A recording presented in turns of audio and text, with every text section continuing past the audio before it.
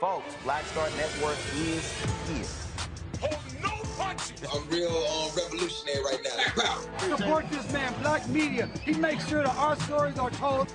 Thank you for being the voice of Black America, Roland. Stay black. I love y'all. All momentum we have now, we have to keep this going. The video looks phenomenal. See, there's a difference between Black Star Network and Black-owned media and something like CNN. You can't be Black-owned media and be scared. It's time to be smart.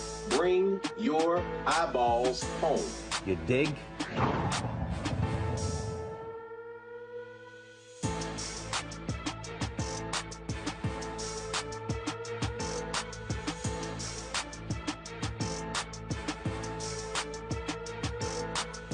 All right, I'm back in the mothership. Today is Friday, July 8, 2022. Coming up, Roland Martin Unfiltered, streaming live on the Black Star Network. President Joe Biden signs an executive order to protect women's reproductive rights since the Supreme Court overturned Roe v. Wade, leaving abortion laws up to each state. But how effective will this order be? The June job report indicates the nation added more than 300,000 jobs despite high inflation and rumors of a recession. Oh, Fox News is pissed.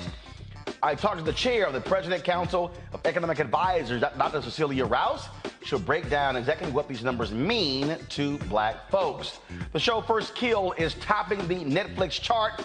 I'll chat with Felicia D. Henderson, the showrunner and head writer of TV's first black family of Monster Hunters. Plus, our Essence recap, courtesy of Coca-Cola. Folks, you'll hear from Sherry Shepherd about her new show, her EP, John Murray. Also, Robin B. talks about getting your health straight. Also, Chef Kwame, they had a culinary competition. I participated in that. And got some other stuff I'm going to show you as well. We had a grand time in New Orleans. And we'll show you all of that in our special. Yo, it is time to bring the funk. I'm Roland Martin Unfiltered on the Black Star Network. Let's go. He's got it. Whatever the miss, he's on it. Whatever it is, he's got the scoop, the fact, the find. And when it breaks, he's right on time and it's rolling. Best believe he's knowing. Putting it down from sports to news to politics. With entertainment just for kicks, he's rolling. It's on Go, roll, y'all. It's Roland Martin, yeah.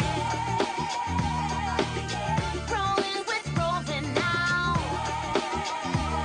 He's funk, he's fresh, he's real, the best, you know he's Roland Martin now.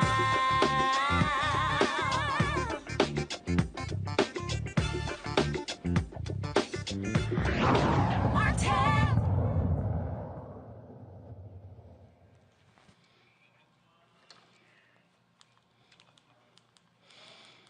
All right, folks, today President Joe Biden signed an executive order to protect abortion rights for Americans. 2 weeks ago, the Supreme Court ended a woman's constitutional right to make her decisions about her body. Biden's order calls for the Department of Health and Human Services to submit a status report and create an interagency committee on abortion. It also expands access to contraception, provides free legal representation for abortion providers and those seeking abortions, and has additional protections for reproductive health care data. Now, the president urged Americans to get out and vote to prevent their rights from being taken away. It's about a deep, long-seating antipathy toward Roe and the broader right to privacy.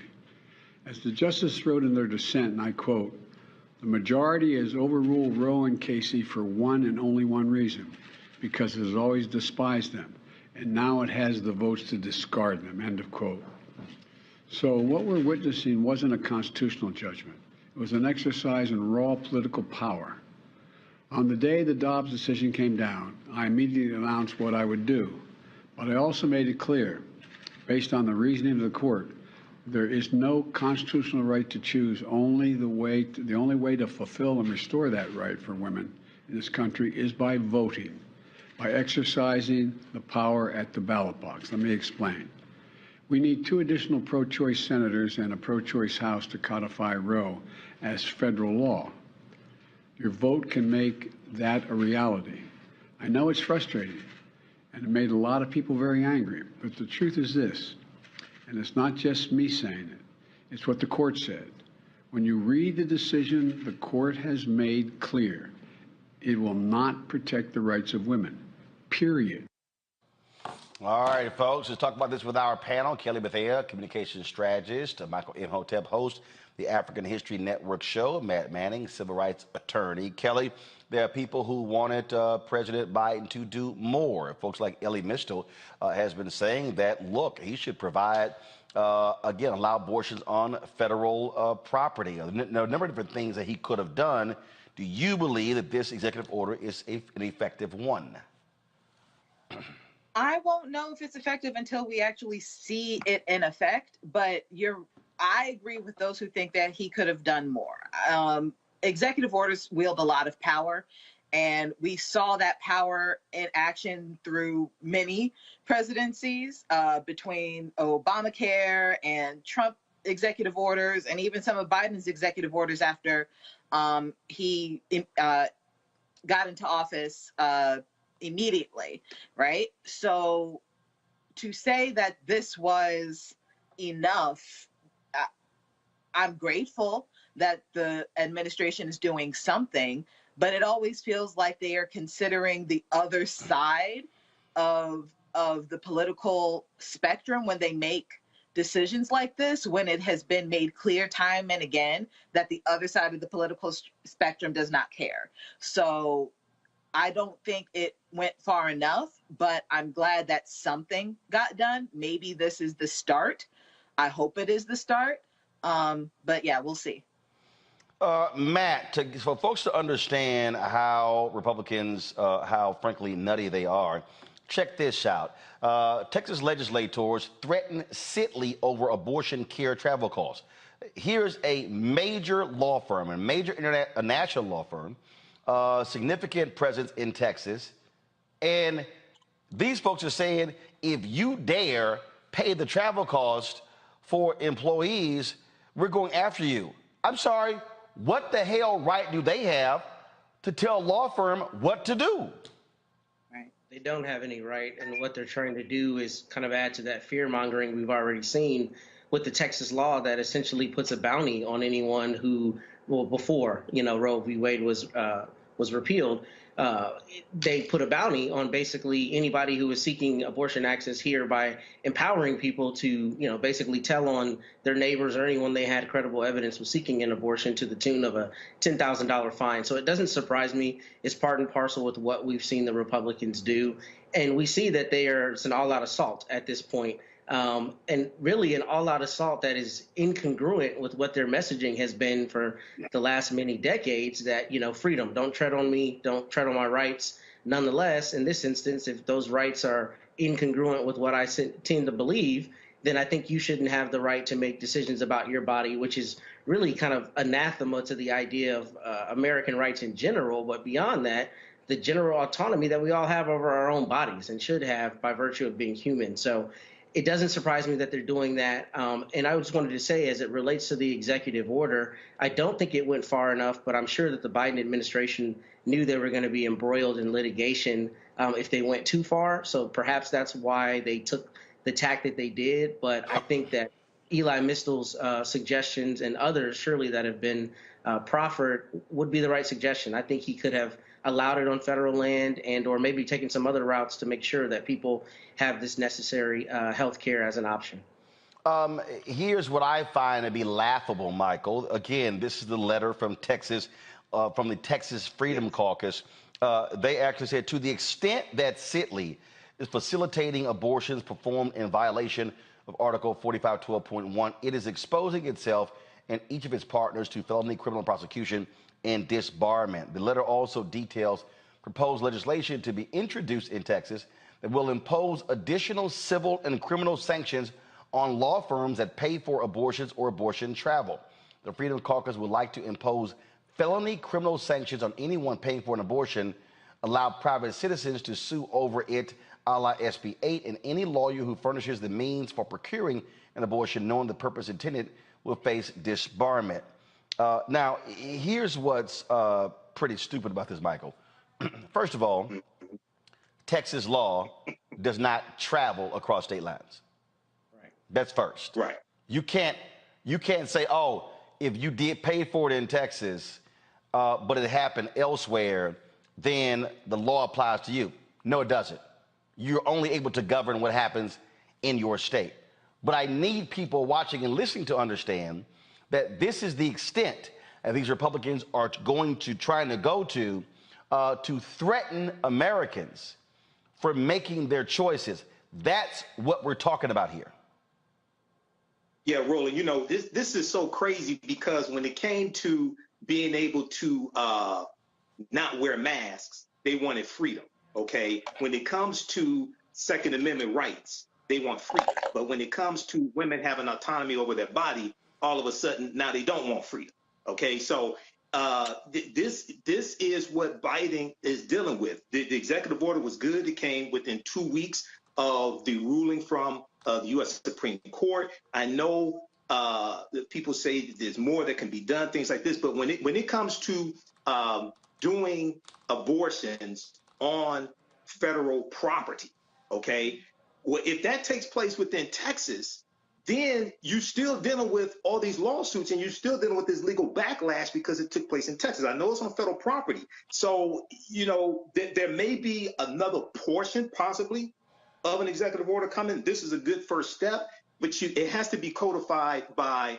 Congress. It has to be codified by Congress, which is why it's important. It was important for him today to drive home the point again that you need at least 2 more Democratic senators, and not Democrats like Joe Manchin, but the right type of Democrats who will vote to codify Roe versus Wade. And I would say you need more than 2, because as you've talked about here on this show before, Roland, you have some Democratic senators in states that have Republican governors. If something happens to one of them, that Republican governor can replace them with a Republican senator and tilt the balance of the Senate. So this is high stakes grandmaster level chess that we're dealing with. So this is extremely important, but this is a good first step.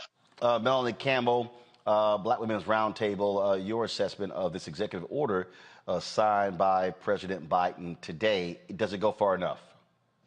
Oh, I think it's what he can do from the pulpit of the White House, from the executive branch. Truly, what we have to have is a legislative remedy that's going to be systemic. Can he do more? Yes, I think that they'll continue to push it. I think it's very important that he stated that it was important that folks also vote and try to do what they use the power of the vote, even in the midst of the challenges we face, of course, with this election cycle, because we won't be able to codify Roe v. Wade without Congress acting. And the Senate is up, the House is up, and as well as many states. And even as you try to figure out how to roll this back, there are so many governor's races and state legislative races that are also up this year. So I think it's really important. I think also what was important is that they were going to use the Department of Justice that would try to protect people who may end up being charged for driving across state lines. Some of those very nuanced things. The sisters that I work with and support, like Sister Song and others, really talk about the concern about the criminalization of women as they seek reproductive health care services when they're in states. So I think that's going to be really important as we work to fight the political battle. We also worry to make sure we protect folks from being over-criminalized.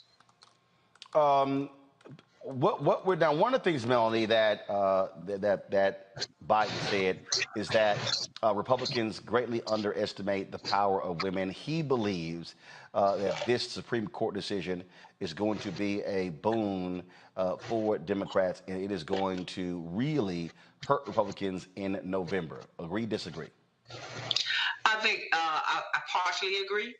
I think that there's nuances to that for Black women. There are other really critical issues that impact us, but generally, I think younger women along lines of age, when you're looking at women who are in their reproductive years, having that concern and waking up to it. Roland, one of the things that happened a lot when we were in New Orleans for Essence Festival weekend, the kinds of conversations we were having, there was a sense of urgency by younger women who were trying to figure out, now this is really happening, my rights are being taken away, just trying to figure out what to do and how can what is it that we can do to fight back. And so I think that, so I heard a lot of that over the course of the weekend, the issue around our rights and freedoms, whether we're talking about voting rights or reproductive rights. I think the connection to understand that all of our rights and freedoms are under attack, or in a situation where they're going to continue to erode rights and freedoms for all of us. And so I think that it will have a role. I think it was seismic. It was such a major shift in rolling back, just like we were out there in the streets a year ago and continue to fight, of course, around voting rights. I think the timing of it is on people's minds when people would normally be thinking about just going to the beach, quite frankly. They're worried about whether or not if something happens, I need to get an abortion, or I may be in a hospital, or I may have to have those kind of reproductive services to save my life or a family member's life. So it's out there in the ecosystem, and the folks that are showing up. The very first day, Deborah Scott with Georgia Stand Up, who we partnered with around Black Women's Roundtable.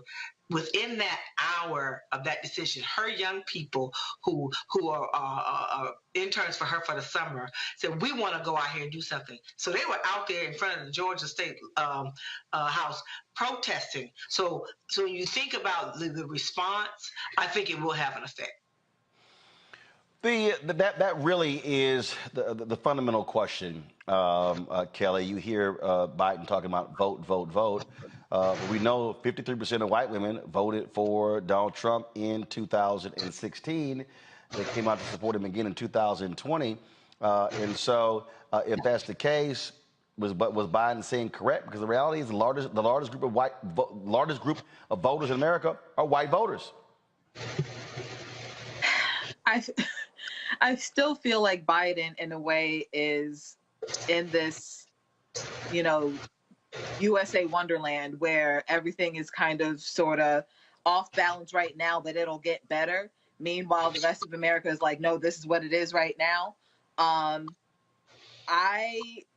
won't have any faith until I see the votes come in. Like, I feel like I learned my lesson after Trump got elected, not to trust in polls, not to trust in much of any type of analysis thus far that says anything outside of, the nitty gritty being, white supremacy is ruling the white people right now. I don't know. Like, I wish that he would get on board with, just kind of not being as bipartisan as he is and just getting done what needs to be done. But like I said, we'll see. Look, Matt, bottom line is this here. White women are going to vote like the way they did in 2016, 2020. Me personally, I don't all of a sudden see these white Republican women going, oh my goodness, this is going to be our most fundamental issue. I don't think so. Now, independent women, that could be the case. So the reality, what I keep saying is you're going to have to see Black and Latino and Asian turnout at a much higher rate. But when it comes to Latinas, you got to factor in the stronghold of the Catholic Church when it comes to their perspective on abortion.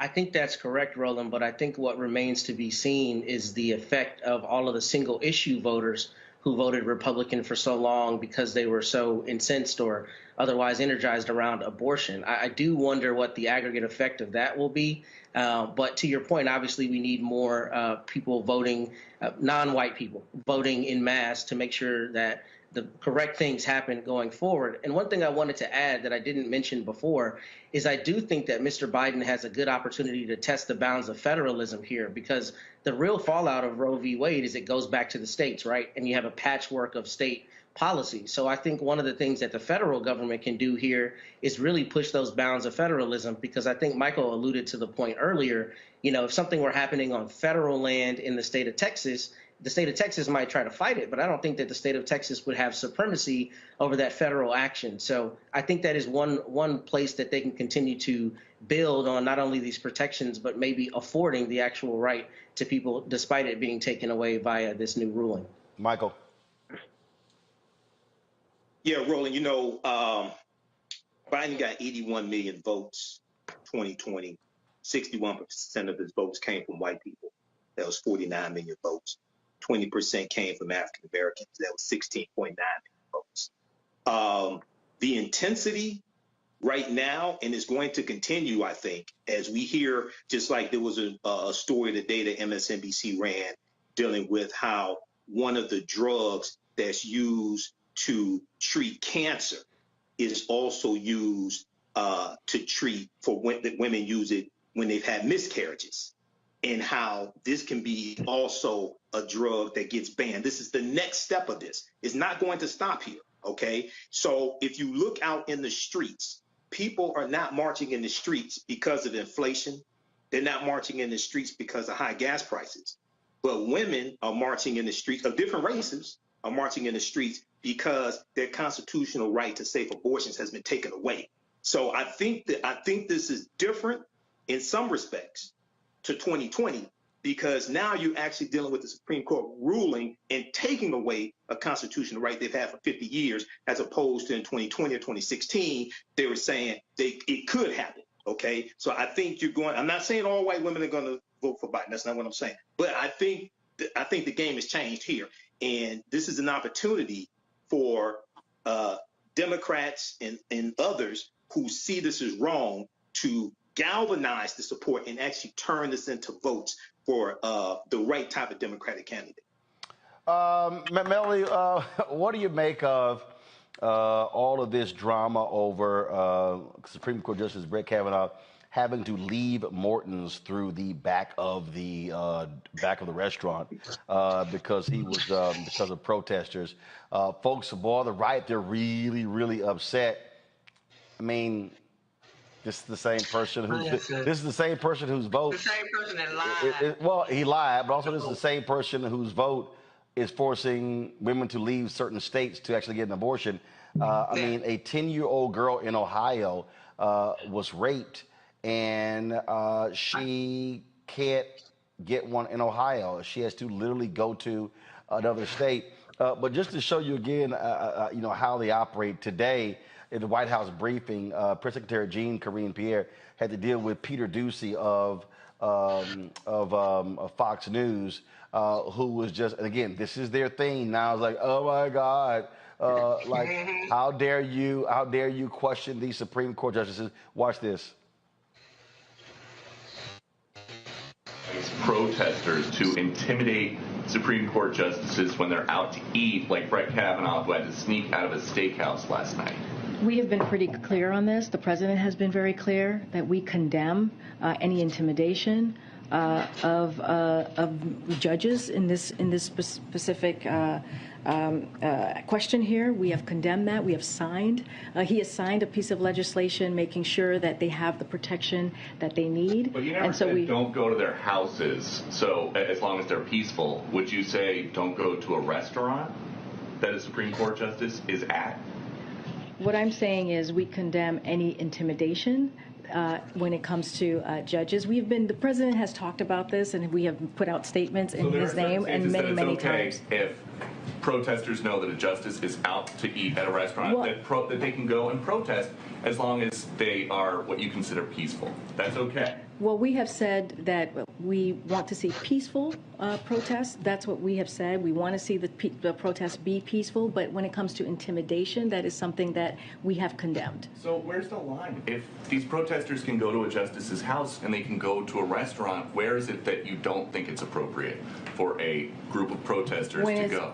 I just laid out, you asked me about intimidation. We condemn intimidation. We condemn any violence, and we've been very clear. It is a clear definition of what violence is and what intimidation is. Peaceful protest, people should be allowed to be able to do that. In a restaurant? If it's outside of a restaurant, if it's peaceful, for sure. Really? Peaceful protest.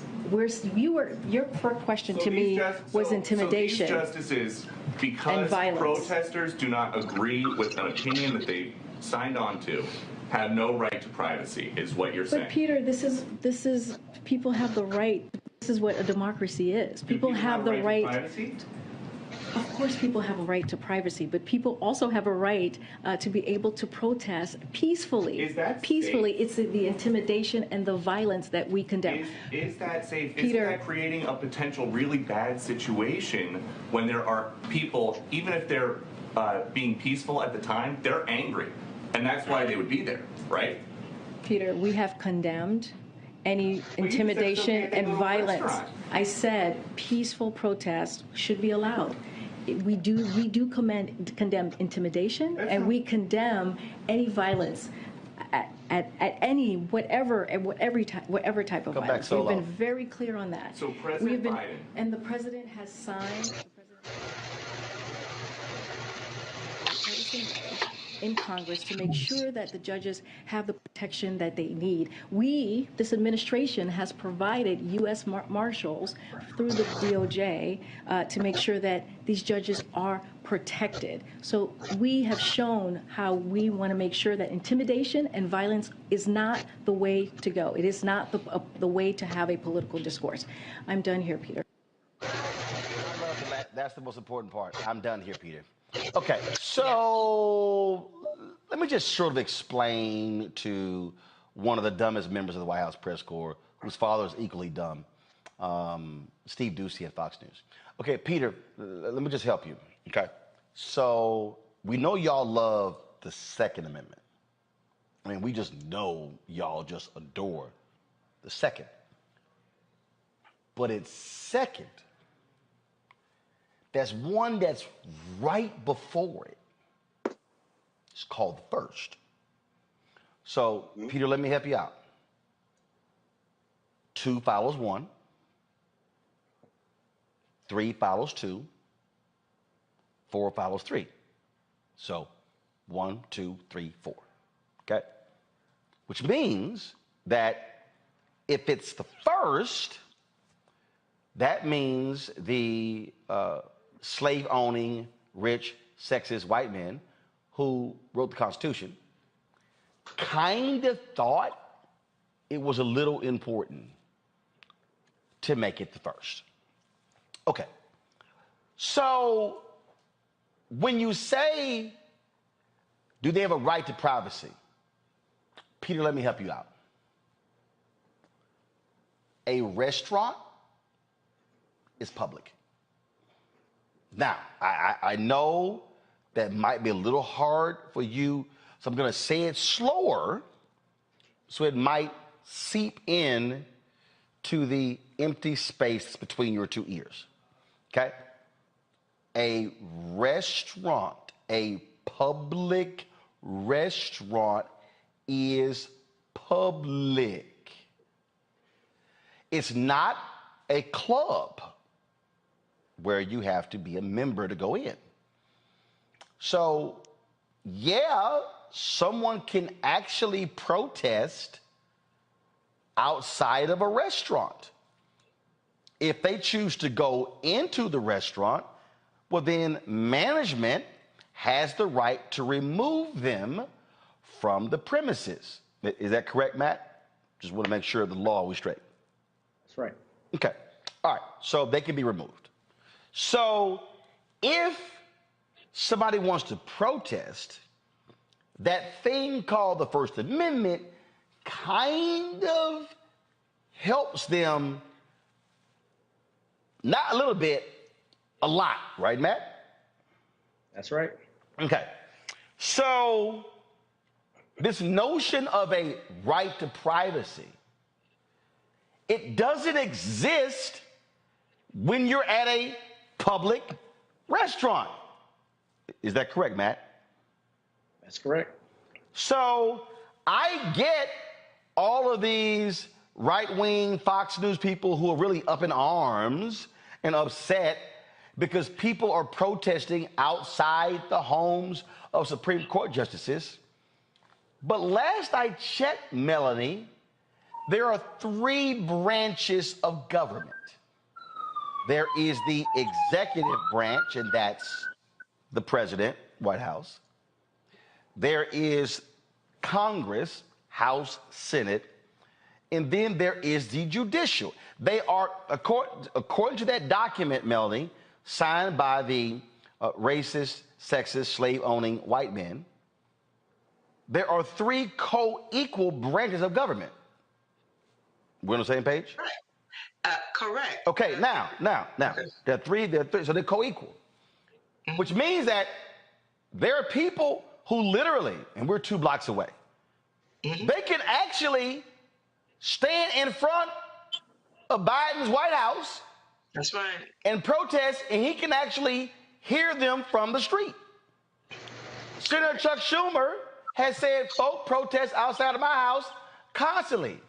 So why all of a sudden is there this belief that somehow the Supreme Court justices are so separate that you can't protest in front of their house when they are a co-equal branch of government? You get the good with the bad. When you choose to become a Supreme Court justice with a lifetime appointment, guess what, boo? Suck that shit up. You might get some protests. Right. Well, Roland, the other part of it is the hypocrisy of saying that they deserve privacy when what they have done by reversing Roe versus Wade is strip away a woman's right to privacy. Right. So some folks are going to. I think, and we know it's about changing the subject for that reporter. It's like you just kept going on, and she answered the question. I wish you would have just told them to dismiss them a little sooner, because at the end of the day, that is the bottom line. It's like, People have a right to protest. If you're out in public, whatever elected, if you're a public official, people have a right to protest, and again, peacefully and all of that she said. But at the end of the day, how dare you talk about privacy when you have ripped away women's right to privacy to make those decisions with her family or significant other or just with herself to be able to do what she needs to do to with her body. That God gave women the power to bring in life into this world and understand that all that goes with it. Black women die at a higher rate than any other demographic in this country because of the systemic racism innate in healthcare. And so the fact that they would sit up here and act like they need privacy, then cook at home. Matt, it's real simple. They are public officials who are being paid by taxpayers. The public has every right, according to the First Amendment, to protest Supreme Court justices. And not only do they have every right, the public has every right in at least 3 places. You have the freedom of speech, you have the freedom to assemble peaceably, and you also have the freedom to petition the government for a redress of grievances. And I would argue that's precisely what this is. If I'm letting you know how dissatisfied I am with your decisions, doesn't matter if you're sitting down eating, in a restaurant or you're out on the street, I have every legal right to tell you how I feel about you and about the bad decisions that you're making. And I think Melanie hit the nail on the head. Not only is there hypocrisy, we notice that conservatives particularly try to use the Constitution as both a bludgeon and a block, a shield. And you don't get to have it both ways. If you're going to follow the Constitution, then the Constitution imbues every single citizen in the United States of America to tell Brett Kavanaugh that he needs to kick rocks. If that's what they want to do, they get to do that. Again, the clutching of pearls, Kelly, is hilarious, as if they don't have the right, they can't be protested. Yes, they can, and frankly, they should. Right. I just don't understand how, the hypocrisy of conservatives calling progressives and the like snowflakes only to complain about a peaceful protest outside of, albeit private residences, but public streets. It's laughable to me. And like Melanie said earlier, they essentially took away the right to privacy, and not just any right to privacy, the most intimate right of privacy being that of between a woman and her doctor. Like, no one is supposed to know about what goes on between that. Like, that's why we have HIPAA and all these laws to protect the right to privacy between a patient and a doctor. So for you to take that most intimate aspect of privacy away to complain about a protester in a public place and actually try to make the notion that a restaurant is somehow a more private setting than that of a doctor's office, I mean, it like I said, it's laughable. It is absolutely laughable, and he needs to get over it. This is real clear, Michael, and that is, if you don't want to be protested, resign.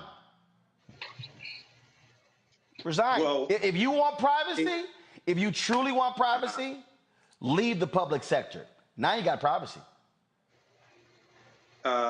Well, that's one thing that could happen, but that goes for all 9 of the Supreme Court justices. But yes, it does. It does.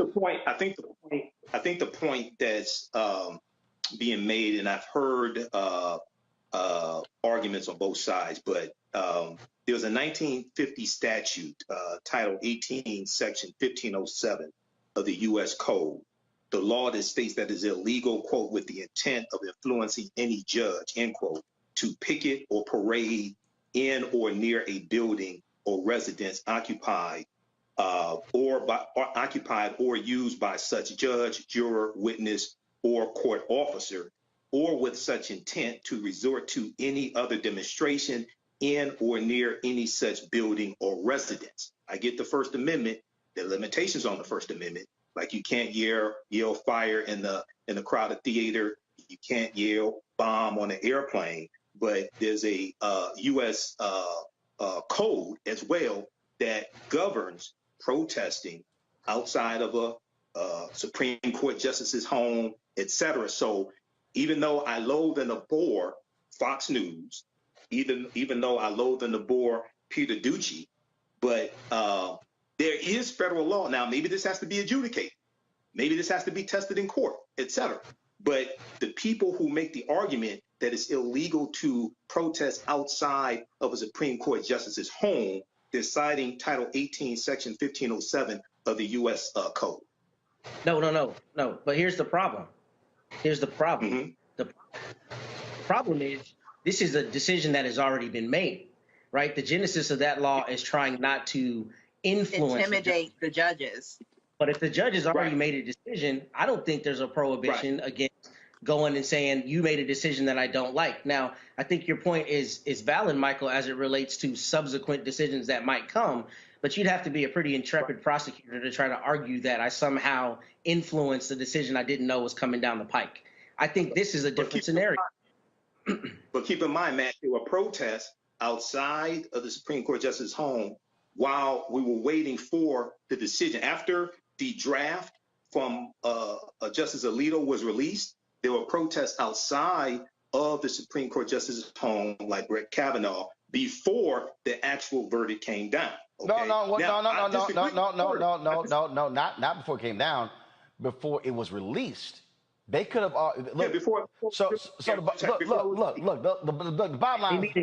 The bottom line is here. The whole notion you can't protest outside the home is utter bullshit. Okay, that's what it is. It's bullshit. You can protest. Now, if you want to say, I don't think it's right, I don't think, that's fine. But here's the whole point. This is just very simple. If you can protest outside of Biden's house, executive branch, that's fine. You can protest outside of Schumer's house, that's congressional, that's fine. The Supreme Court, they are public officials. Part of the problem here is that the Supreme Court has actually screwed themselves because they were always held in such high regard. Now we're seeing that you have no ethical standards there, where they frankly self-report. They can recuse themselves only by their own choosing. So what should happen? There should be an ethics guideline even for the Supreme Court. There are ethical guidelines for other federal judges. The way it's positioned, can do whatever the hell they want, and that's a problem. They are a co-equal branch of government and should be held accountable to ethics. And so I would hope Congress would have the guts to say, y'all don't do it yourself, fine, we'll pass it. But if you got ethics laws in the House and the Senate and the White House and for other federal judges, the Supreme Court should have them as well. Melanie Campbell, we appreciate you joining us to talk about this story, and we'll continue to follow. Thank you so very much. All right, folks, got to go to a break. When we come back, more on Roland Martin Unfiltered right here on the Black Star Network.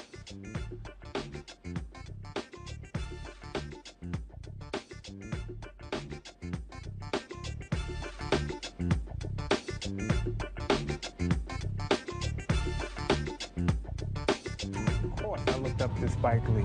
Of course, who didn't? I mean, he's a genius. But then also, I was this kid from Brooklyn, right? That felt like, give me my damn respect. I made this, this creative art, right, that people are responding to, and it would have been great if we had the opportunity to sit one-on-one.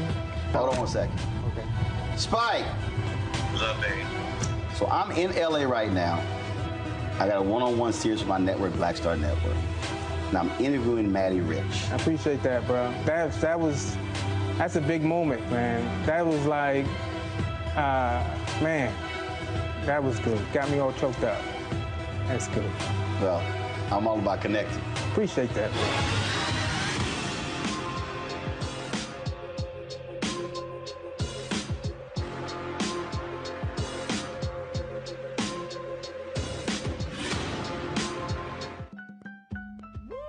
We're all impacted by the culture, whether we know it or not. From politics to music and entertainment, it's a huge part of our lives, and we're going to talk about it every day right here on The Culture with me, Faraji Muhammad, only on the Black Star Network.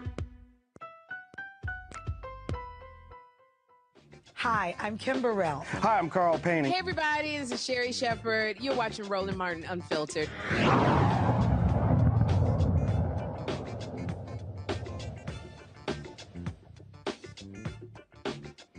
All right, y'all, jobs report dropped today, and guess what? Ooh, the folks at Fox News were really pissed off because they were sitting here getting ready to say, oh my goodness, we're going to be seeing a significant bad jobs report. Remember they said the exact same thing last month? And then, of course, when it actually came out, then they were a little embarrassed by what actually happened. In fact, I was cracking up laughing. At some of the videos that were posted by Media Matters. Y'all watch this one here. 100,000 more than what was expected. The problem is that Americans are actually dipping into their savings because of inflation. So they're running out of their savings. What do you do when you're at home and you run out of savings? You go back to work. So we might be in a recession, and that means that a lot of those 11 million job openings will dry up. This is some recession we're having, isn't it? Yeah. I mean, you know, 372,000 jobs. I just have a hard time calling a recession with a 3.6% unemployment rate and 372,000 jobs, an average job growth over the course of the year of 456,000 every month. 100,000 more than... So that's another video I had got to show y'all that I thought was really funny. And so, you know, the jobs report drops around 9:30 Eastern on the first Friday of each month. So check this one out. Again, this is all for shits and giggles. The White House is bracing for what's expected to be an underwhelming June jobs report due out in a little over 2 hours. The data is projected to show the weakest job growth since April 2021. 2 hours later. The new monthly jobs report beating expectations. The U.S. adding 372,000 jobs last month. 5 minutes later. But we'll see if this is the last strong report that we see before evidence of a recession, Bill. Okay. Mixed story, in my view. Are we dipping or dropping or going the other way? Maria, thank you so much. Great analysis. The White House is bracing for what's expected to be an underwhelming... I'm sorry. Are we dipping or dropping? Did y'all dumbasses see that? I'm just...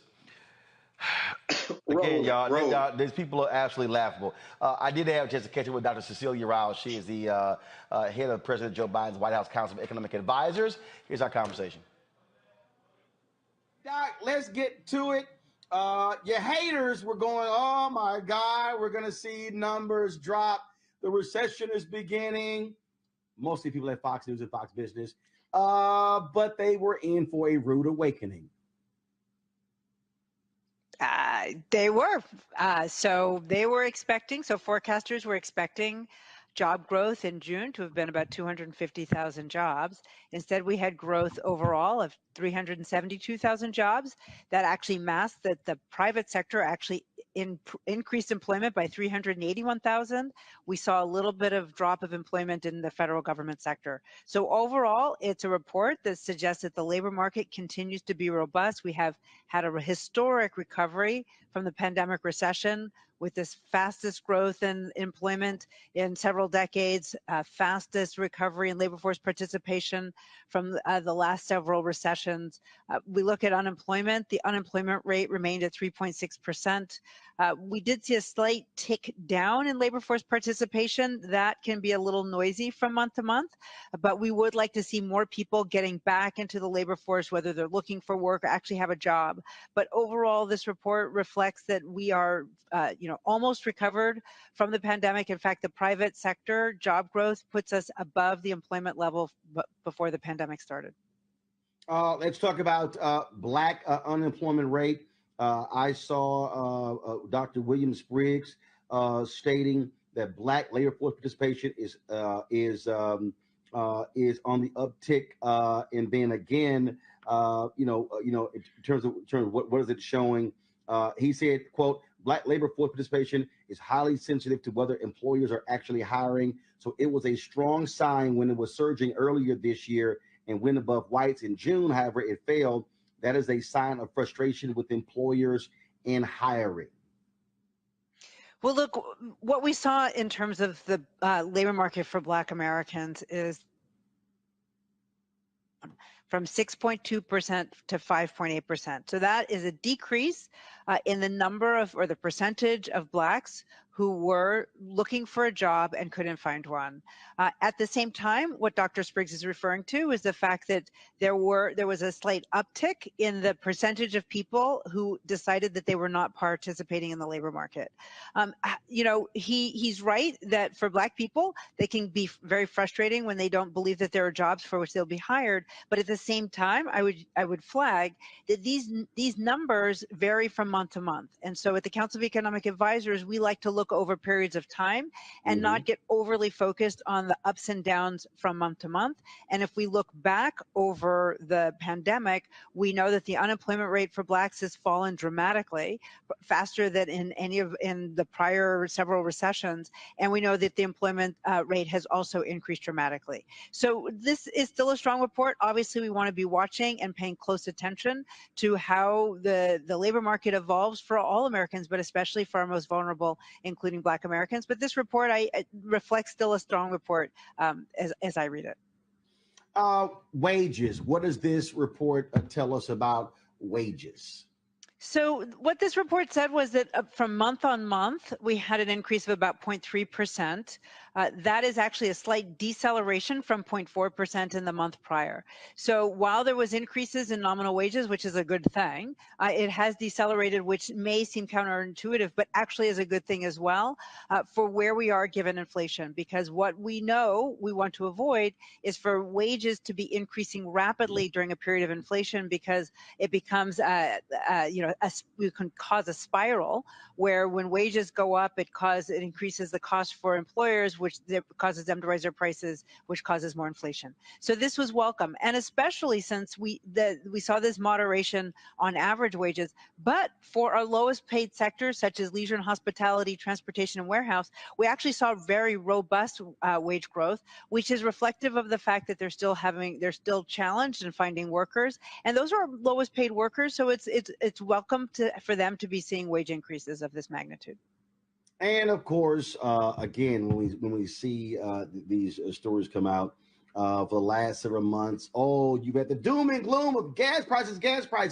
But I saw a tweet yesterday said, "Hey, media, gas prices have dropped 22 cents in the past couple of weeks," and so it's amazing how the doom and gloom folks are talking about that. So, from an economic standpoint, what are we seeing when you talk about gas prices and inflation?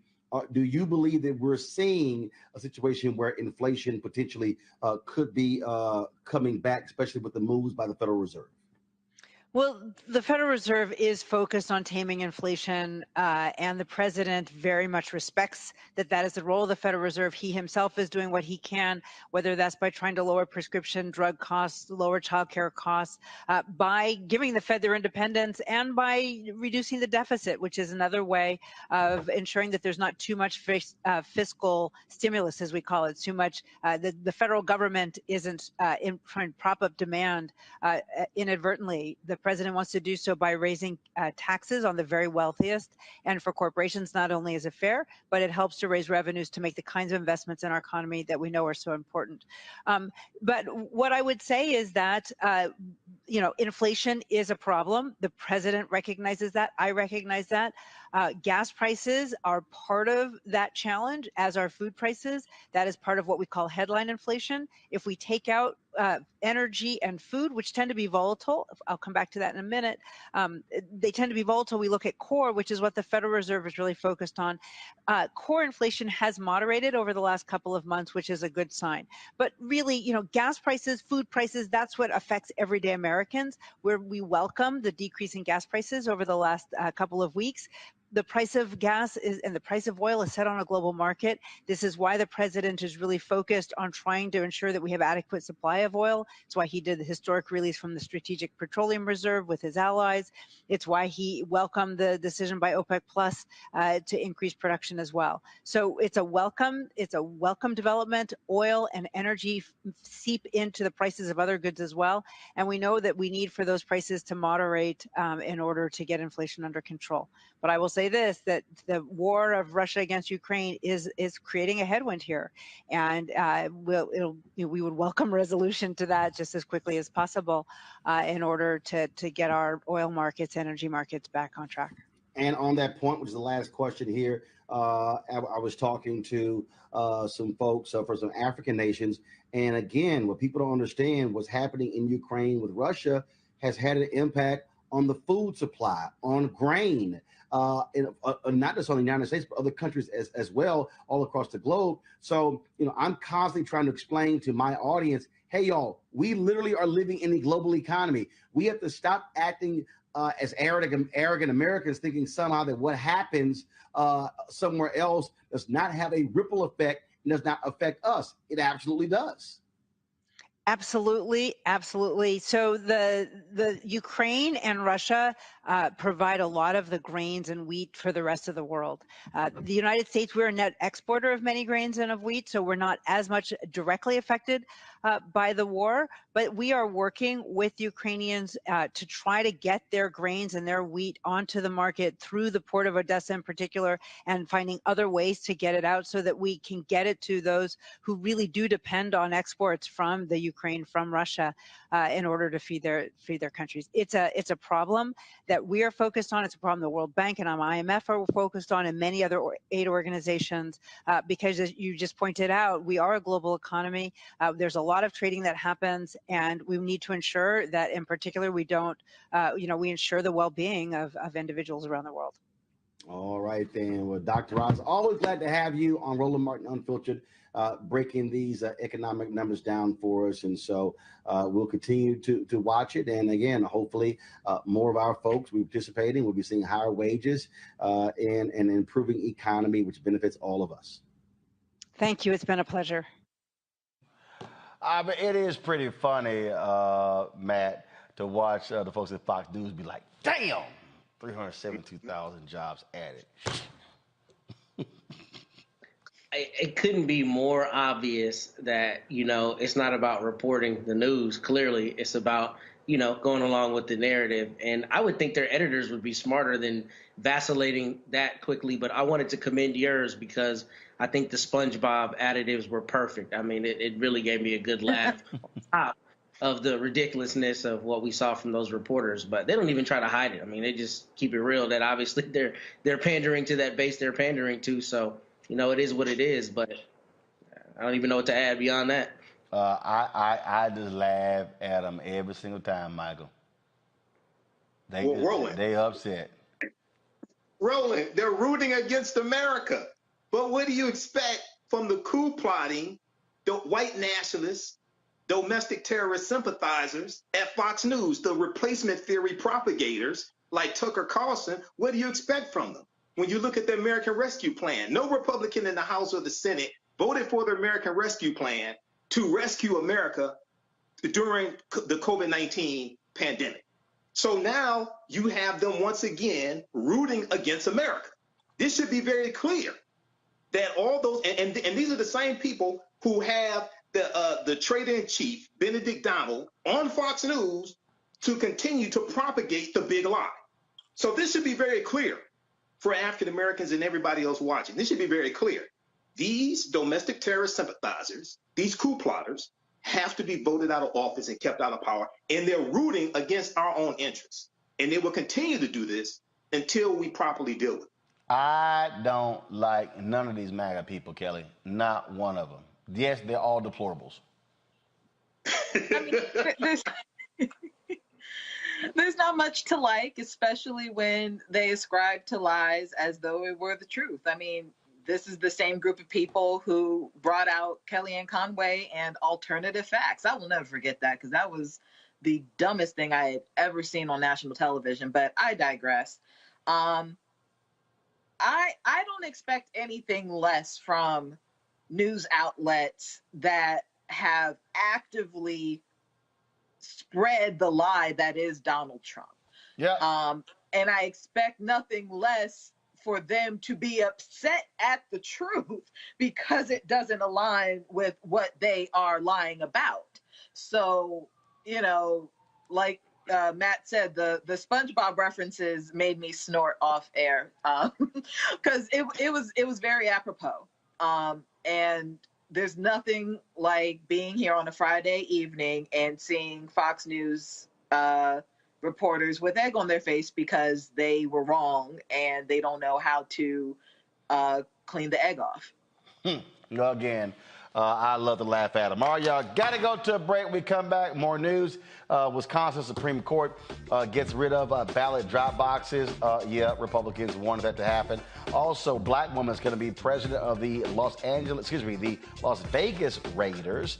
Also, we got some other news. And we'll talk to a sister who is the showrunner of a show on Netflix, Black Folks Chasing Down Monsters. You mean tell me we ain't the ones who died in the first 5 minutes? That's new. You're watching Roland Martin Unfiltered on the Black Star Network. Download the app, y'all. Available on all platforms. Even Felicia got a kick out of that one. Y'all, Apple phone, Android phone, Apple TV, Android TV, Roku, Amazon Fire TV, Xbox One, Samsung Smart TV. You can also support us in what we do. Of course, your dollars make it possible for us to travel all across this country. See your check and money orders too. P.O. Box 57196, Washington, D.C. 20037-0196. Cash App, $RM Unfiltered. PayPal's R Martin Unfiltered. Venmo's RM Unfiltered. Zelle is Roland at RolandSMartin.com. Roland at RolandMartinUnfiltered.com. We'll be right back.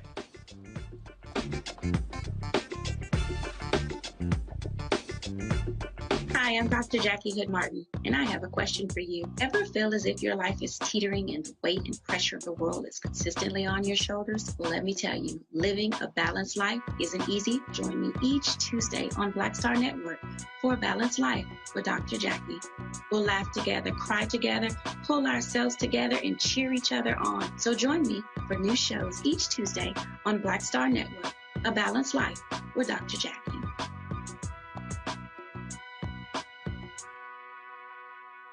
Pull up a chair, take your seat. The Black Tape with me, Dr. Greg Carr, here on the Black Star Network. Every week, we'll take a deeper dive into the world we're living in. Join the conversation only on the Black Star Network. Carl Payne pretended to be Roland Martin. Holla! You are watching Roland Martin, and I'm on his show today, and it's what? Huh? You should have some cue cards. Hey, what's up, y'all? It's your boy Jacob Lattimore, and you're now watching Roland Martin right now.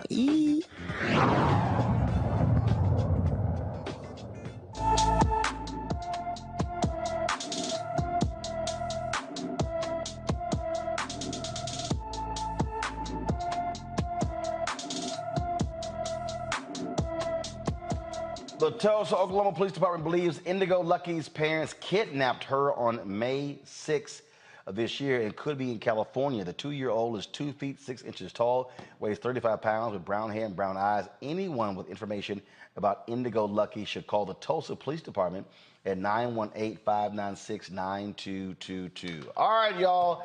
I was telling y'all about this new show on Netflix where black folks, that's right, chasing down monsters. It's called First Kill.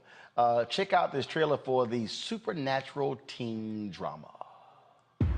I'm from a lineage thousands of years old of the best monster hunters to ever walk the earth. Even on good days, I feel like I still don't fit in. Like everyone else has it all figured out.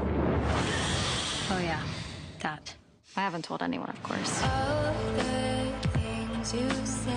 You are a legacy vampire. Made vampires would love to see their reflection in a mirror. We're hunters. More importantly, you're my daughter. Which is why we've decided you're ready for your first kill. Here's to killing monsters. Your body is changing. Yeah, my body. But very soon, you are going to have to make your first kill. Hi. It's Juliet, right? Yeah, you're Calliope? Oh, Cal's good. Who are you, Calliope? Where'd you come from? Addicted to loving you. How does it feel? You're nothing like the monsters I grew up hating. I just want to live my life. Can't be together. It won't work. I've forbidden you from seeing her. We're not supposed to be. I know my feelings for you are real. Juliet and every legacy in Savannah dies tonight. Run now! I'll kill for you.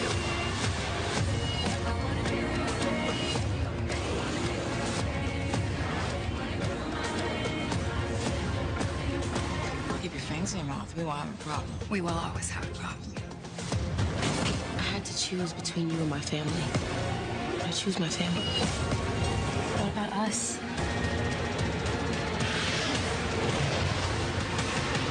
Faced everyone, monster and human, who tried to come between us. We got this.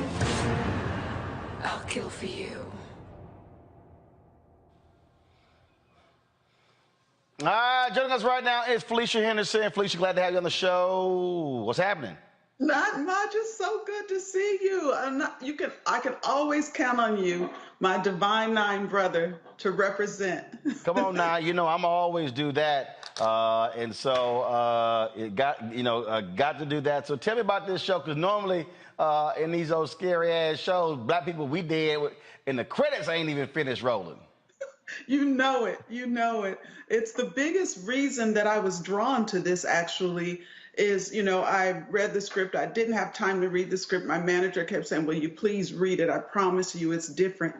And I got to it. I got halfway through it, and I called him right away. I was like, the monster hunters are black?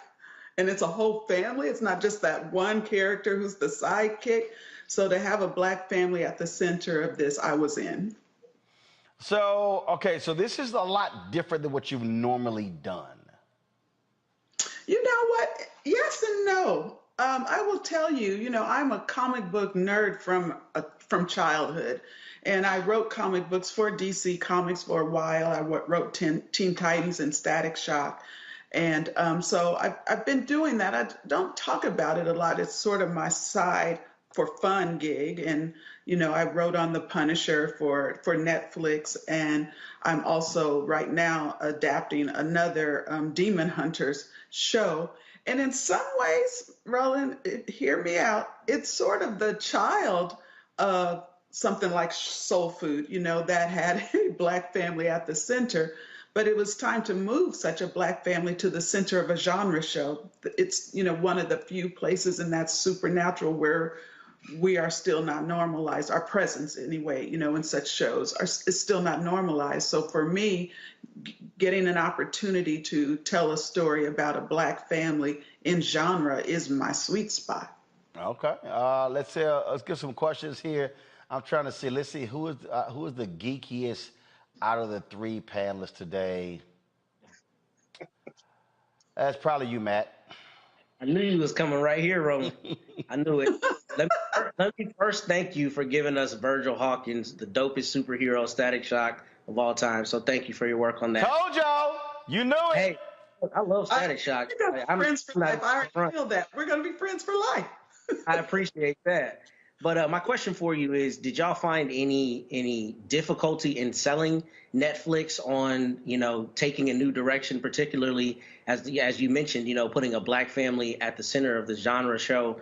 Sometimes we see backlash in media and on social media when you have, particularly in the superhero genre, people responding adversely, right? Saying either the character shouldn't be black or black voices shouldn't be centered. So what, if any, pushback did y'all have in that respect when it was being pitched to Netflix? That's a good question. And, the good and the bad of it is it comes from a short story that was written by a New York Times bestselling author.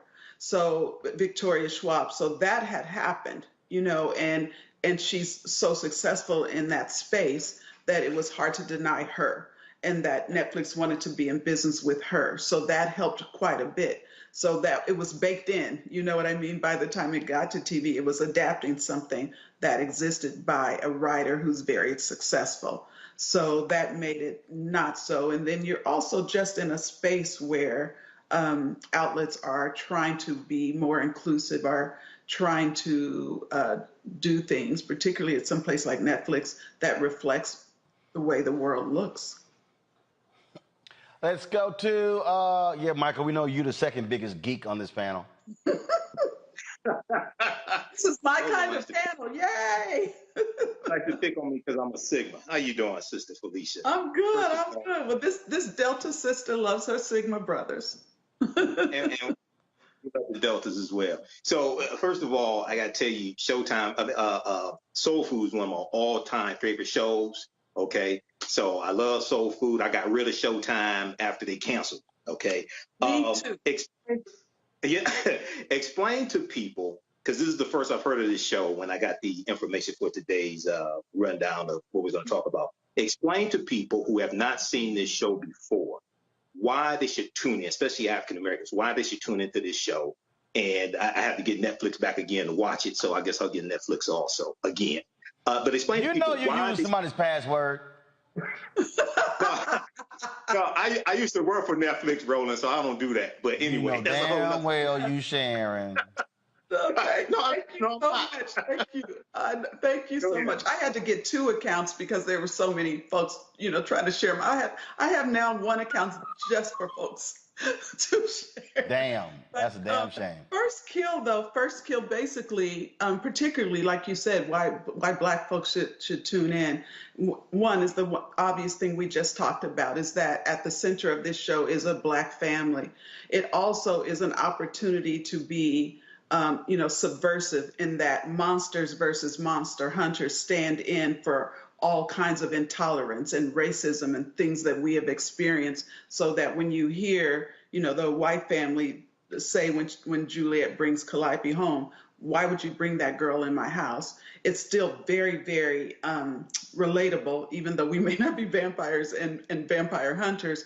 We've heard that line because of what we look like or what we are.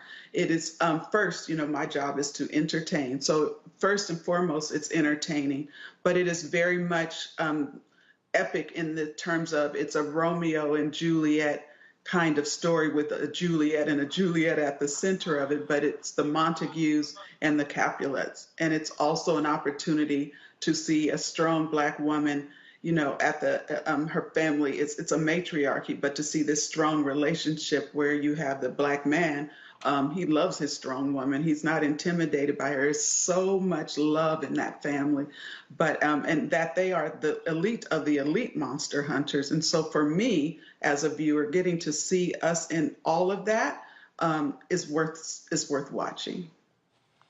Thank you. All right, Kelly, you a geek too. Go ahead. Yes, I'm a geek, but I'm a geek for several reasons. That. Yes, and they took all my thank yous, because between Static Shock, Gossip Girl, and The Quad, I'm just over here like, just. Oh, I appreciate you so much for all of those shout outs. I appreciate you so much.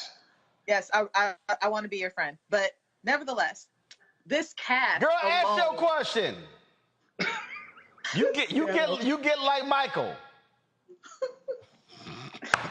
What does that mean? This cast the cast is phenomenal.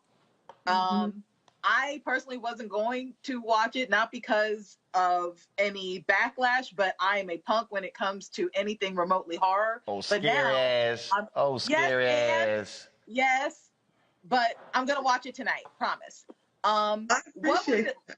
If you were part of, I don't know whether you were part of the curating of the cast, but if you were, what was that like in finding these cast members? Because between the reviews that I've read and just the trailer alone, it seems perfect. Like the white mother who was the matriarch of the vampire family, she was in Gossip Girl. So I was like, maybe you guys knew each other from that point and things like that. Like, how was it curating the cast? What's it like to possibly work with people that you've already worked with? What's the culture like on set? And what's your favorite episode thus far? That's 4 damn questions, Kelly. That's okay. I'm gonna knock them out, Kelly. I got you. Okay? I got you. I'm gonna knock them all out. First of all, as a showrunner, head writer, absolutely, I'm involved in casting, and probably in the last word on it. We have 5 executive producers total, so everyone gets a voice. But as the showrunner, you get the final word. Obviously, Netflix has the final word because they're paying for it. But as the showrunner, you get the final word. I have to give a shout out, though, to my casting director, Leah Daniels, who brought most of those amazing people to me. Jason Moore, who plays the Black dad, Jack, I worked with him on The Punisher. So when I literally was reading this script and thinking about that character, I'm like, it's Jason. And then Elizabeth Mitchell, who you just mentioned, she was on Lost, and I'm a huge Lost fan. So when her manager called my manager to say Elizabeth wants to play Margot Fairmont, the matriarch of the vampire family, I'm like, it's done. But every other character that you see is a result of Leah Daniels, who's just genius. You know, she cast Empire, and there's just a swagger about the way she casts. And and Alban Weiss, who plays Talia, the Black mother, she's in Hamilton, and I love theater actors because they always know their lines, they always come to work. But it was, and we were, casting during COVID, so we had to do it on Zoom. Wow. We couldn't even, and so it was like you and me right now, on screen, and the actors had to turn and look and, and look like they were together. So that really showed you, do they have chemistry? If they could have chemistry on Zoom, then you knew they were going to have chemistry in real life. And in terms of working behind the scenes, this is truly the most grateful, happy, accommodating, hardworking cast I have ever worked with. They very much feel like family. We have a text chain that we're always texting each other every week. Even though we finished shooting in August of last year, but and we were very close because we started shooting COVID pre-vaccines for all. So we were bonded, and we made a pact that no one's going to do anything dumb. We go to work, and we go home, and we come to work so that we could keep each other safe, and that no one got COVID, and then the show would have to shut down. So it just made us all very close. And again, when it was tough, when it was hard, when the line producer was suggesting it's time to shut down, this is too hard, I kept going because this cast was so incredible and working so hard. All right, gotta ask you this here after Kelly's 18 questions. She did mention the quads. So it's with HBCUs are hot now. People are talking about them. So what is the possibility of you reviving the quad? Oh, that's a good question. And do you ask that because there was a certain character on there named Roland Martin who might want to come back? I'm just saying. Last time, if I recall, that was the highest rated episode that year. I'm just saying. He loves that, you guys. The episode that Roland came and killed was our highest rated episode of the season. And he did I want to be on it too, though. No, you can't come. Dude. No. Yes, I can. Hey, I will disconnect all three of y'all. Nope. I'll tell you though, Roland, when BET first canceled the show, I had conversations with them about getting the show back because Netflix was interested in the show at that time. And they would not give it to me. They're like, well, we're going to be starting a streaming service and we don't know. First they said they'd entertain it. Then they kicked me to the curb and kept it to, just show old episodes. But it's one of the things I am the most proud of. And the work that we were out there first, we probably would have had a better chance had it been, post having a VP who went to Howard, right? But we were a little bit ahead of our time. But it is some of the work that I am the most proud of. And I would gladly create another show set at an HBCU because the image is so important. So the only way the quad comes back, BET would have to release it and give approval. That's absolutely right. Oh, okay. So we just need to go ahead and just start blowing them up and say, release the damn quad to Felicia so she can go ahead and bring it back. Let's do this. Or you can just put me on any of the shows that you're working on right now. That's perfect. That's possible too, Kelly. We can roll like that. I mean, I legit want your email. This can actually work. Kelly. Roland, can I make a quick comment about soul food? No, you can't. No, you can't. No, you can't. Kelly trying to get email, trying to get on the show. Michael, you trying to talk about soul food. Matt over there geeking out on characters. Lord have mercy. Economic empowerment. That's what I wanted to talk about. No. Okay. Lord have mercy. See, y'all love asking. I give y'all one question, and y'all come back with like 17 questions. Lord we have to make the most of the moment, Roland. No, your moment's over.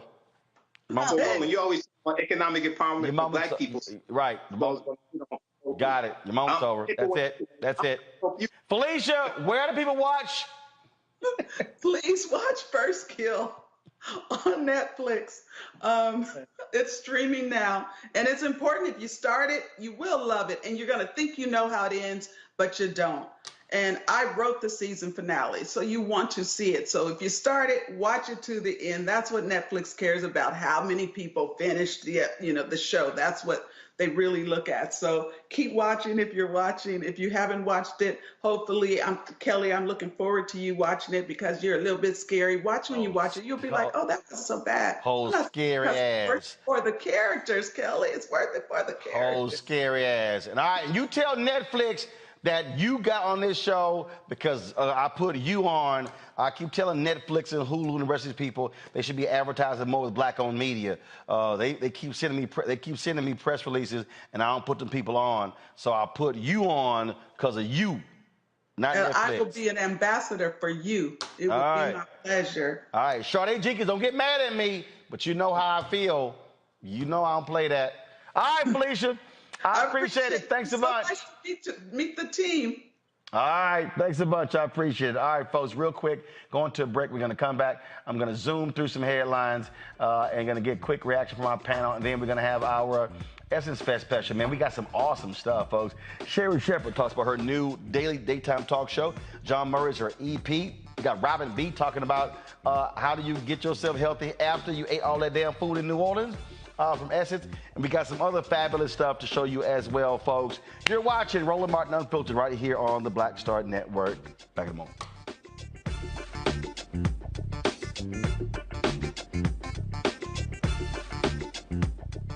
I'm Deborah Owens, America's Wealth Coach, and on the next Get Wealthy, what do the ultra wealthy know that most of us don't? Well, the truth is that there is financial exclusion, and unfortunately, far too many Black folks haven't had access to this knowledge, and that's exactly what we're going to talk about on our next Get Wealthy with Melinda Hightower, a banker who's doing something to share exactly what you need to do to make it into the high net worth status. They weren't just saving just to save, they were saving for a purpose. That's right here on Get Wealthy with me, America's Wealth Coach, only on Black Star Network. We're all impacted by the culture, whether we know it or not. From politics to music and entertainment, it's a huge part of our lives, and we're going to talk about it every day right here on The Culture with me, Faraji Muhammad, only on the Black Star Network. Hey, yo, Peace World, what's going on? It's the Love King of R&B, Raheem Devon. Hey, I'm Cupid, the maker of the Cupid Shuffle and the Wham Dance. What's going on? This is Tobias Trevelyan, and if you're ready, you are listening to and you are watching Roland Martin Unfiltered.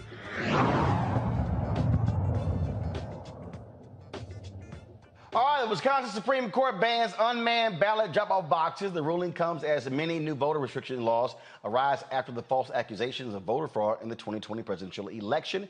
This ruling is expected to impact the 2024 election significantly and make Wisconsin a battleground state. Wisconsin's Democratic Chair Ben Wickler said this is about the state's highest court ruling. He said, no matter their politics, those who believe in democracy strive to ensure that every eligible voter can cast a ballot. With its ruling today, the Wisconsin Supreme Court is making it more difficult to vote. It's a slap in the face of democracy itself. Where's the graphic, y'all? Come on. We know this decision will impact people with disabilities, seniors, people living in rural communities, people with limited means, few transportation options, and inflexible work schedules who are disproportionately young people and people of color. Ballot boxes can only be placed in election offices, and no one other than the voter can return a ballot in person. However, ballots may be mailed in. We know it's all bullshit, Matt.